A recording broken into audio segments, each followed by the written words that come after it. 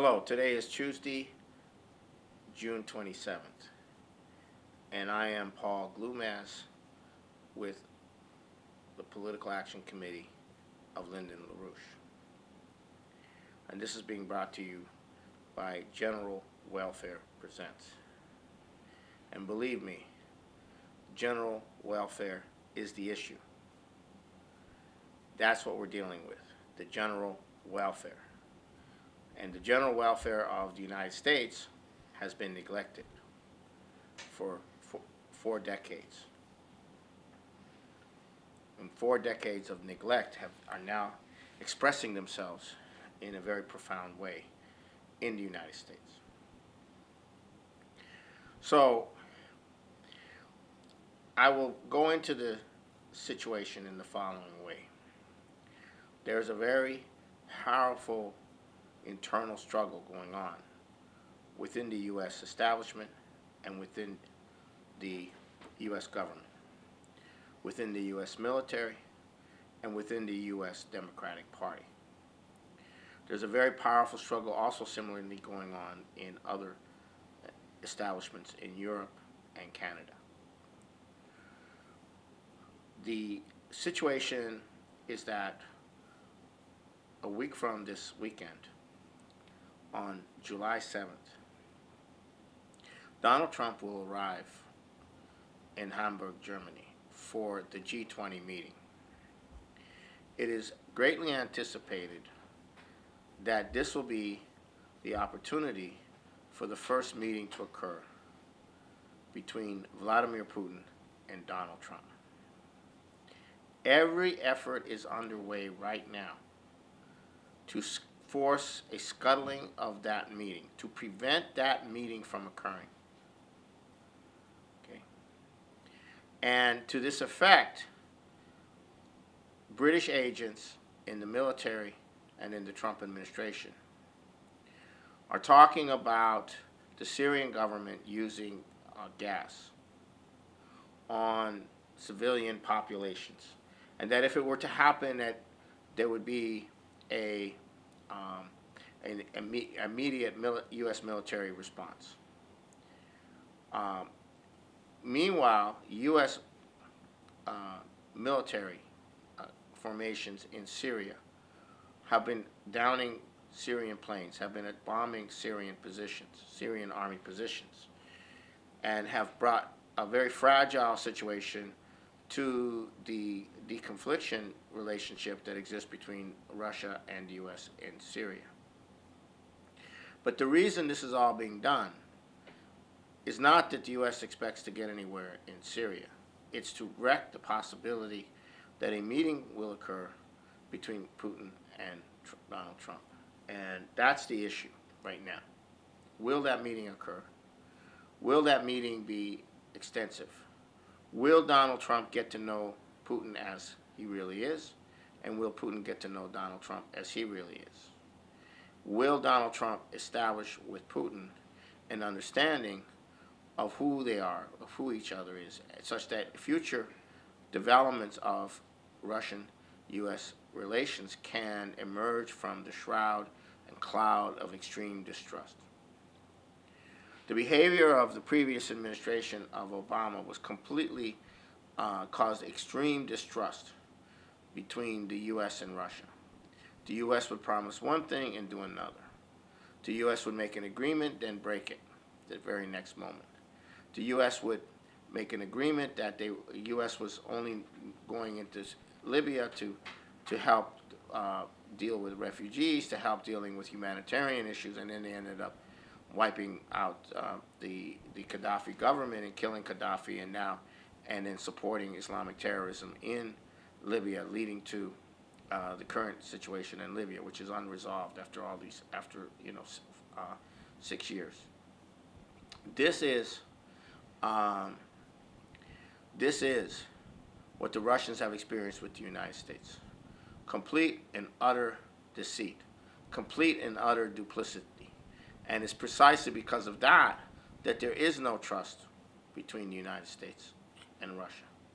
And every effort is being made to prevent such trust from being made. Now, Seymour Hersh had documented articles, has documented the fact that it was known to the military of the United States that the alleged Syrian gas was a total fraud. This was known to the U.S. military, and yet Donald Trump reacted by bombing this airfield.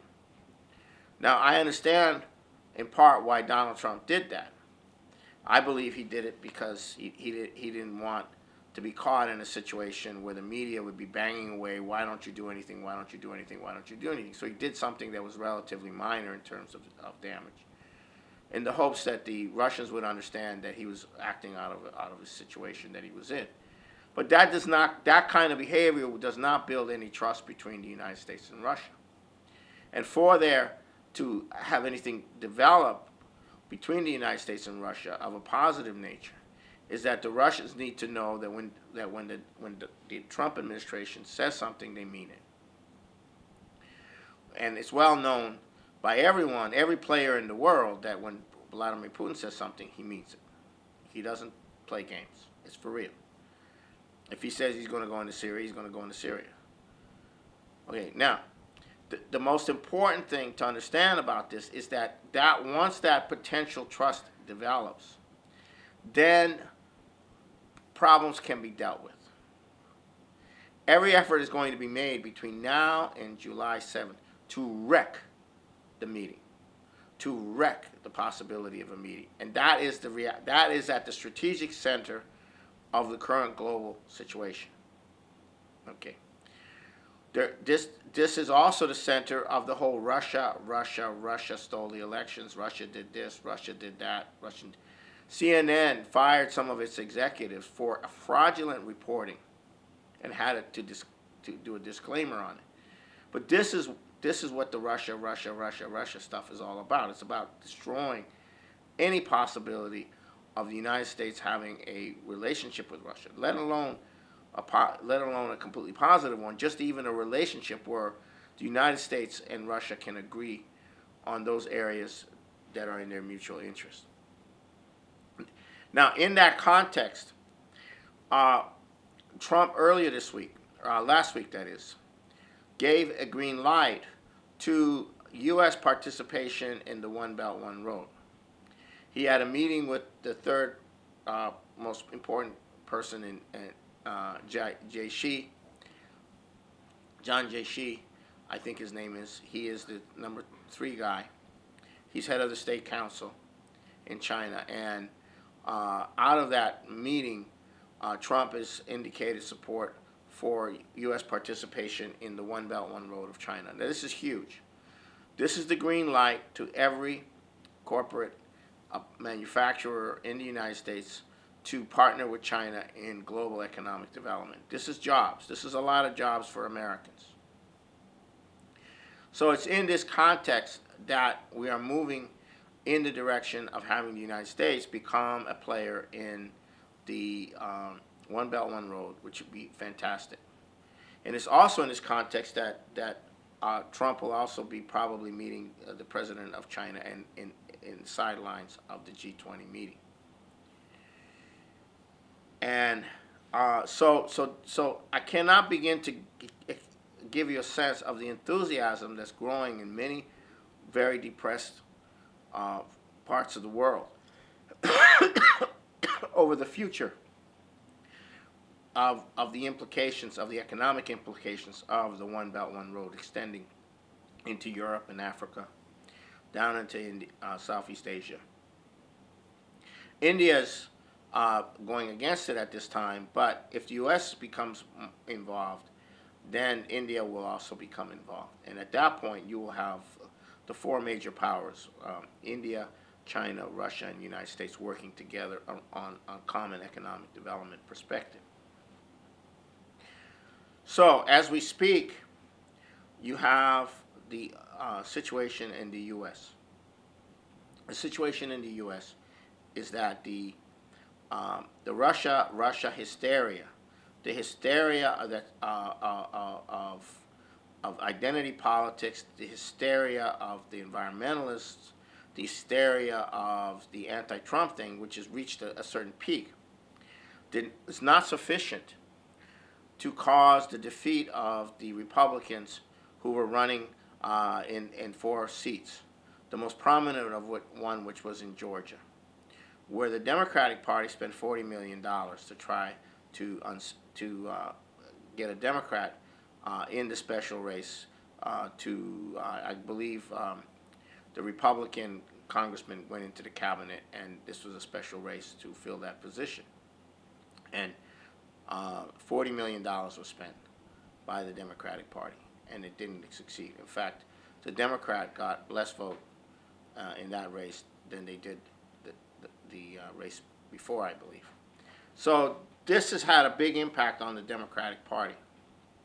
The rank and file working class base of the Democratic Party has had enough of this Russia, Russia, Russia, Russia. Their concern is economic policy. And the Trump administration is vectored by the ideological problems of the Republicans into a catastrophic health care replacement to an already existing catastrophic Obamacare, and also vectored into a catastrophic replacement of Dodd-Frank, which is worse than Dodd-Frank. So, and when you need Glass-Steagall and you need a single payer, which is what you need, but you can't bring the Democrats and Trump together. Trump is not a Republican. He is not aligned with the ideologies of the Koch brothers, and he's not in line with the psychotic budget cutting mentality of Paul Ryan and the Koch brothers and those people. He's not aligned with them. But he's going to have a core. He's going to have to be able to work with the Democrats, or at least a portion of the Democrats. And again, this insane hysteria is designed to prevent that from happening. And if you cannot get that going, it's going to be very difficult to be able to do anything in the United States besides collapse. Now, the most important thing is that the president be in a position to act in a time of crisis, and that crisis is coming. It's coming in the budget. It's coming in not in the budget. It's coming in the financial crisis. It's coming in the infrastructure crisis. The president needs to be able to act in a manner that will assist in rebuilding this nation, economically, infrastructurally, and to do that requires the president be able to get Glass-Steagall through and a credit system through, a bank credit system through. And that's not going to happen at this point unless the Democratic Party splits and the Obama wing of the Democratic Party is crushed and the FDR wing or the element of the Democratic Party representing the blue collar comes to the fore. And this is what is going on now with the Democrats. There is a war going on within the Democratic Party. The best representative of the worst element of the Democratic Party is Nancy Pelosi, who is representative of the green, of the LGBT politics, of the worst kind of anti-development policies you can imagine. And on the other hand, you had the protege or the former employee and former aide to James Traficante in the most working class part of Ohio, Tim Ryan, who is challenging Nancy Pelosi. Now, Nancy Pelosi, he's not challenging her for control, but at least not running. He's not running for her position. He's challenging her. So you have this challenge going on in the Democratic Party between those who want to continue the policies of going for impeachment of Trump, calling for violence against Trump. I was in Gig Harbor today, and there were a lot of Trump supporters, but there were also a lot of people who were telling us that they wouldn't mind if Trump got assassinated. So you have that kind of environment right now in the United States, where the media is creating an environment that is ripe for assassination. And the assassination issue is a very real issue because failure to remove Trump through impeachment means that an assassination is probably in the making. Whether that assassination will be successful or not will depend on many factors. And but that's the reality that we're looking at in the political realm of the United States. Internationally, we're seeing a similar pattern going on. In Italy, the Obama equivalent of party of Renzi lost huge in the local elections. The anti-globalist, anti-Euro parties gained support. You have the disintegration of Theresa May in Britain. You have a crisis of government in Great Britain that could bring Jeremy Corbyn to the prime ministership, which would be a total incredible crushing of the international financial crowd because he will go against them. He is for Glass-Steagall for Britain. And similarly, the Italian parties that did well are also publicly known to us and are for Glass-Steagall. So this is the kind of thing that's going on. So, in this context, the response we're getting from the population when we go outside of the immediate Seattle area is very powerful. Most people feel that they